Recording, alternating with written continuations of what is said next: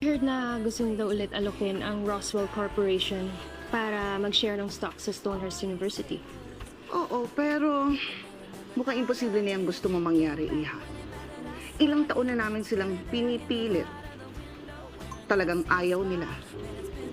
Bakit ayaw niyo ho ulit subukan? Pajulit-julit, ha? Market-market, shabu-shabu. Ay, sinasayang mo ang oras ko. Here, 200K.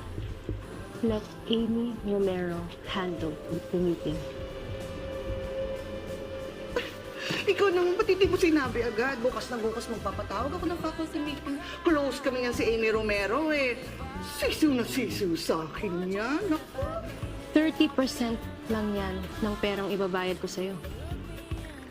You'll receive 70% kapag naging representative ng Stonehurst University si Amy Romero.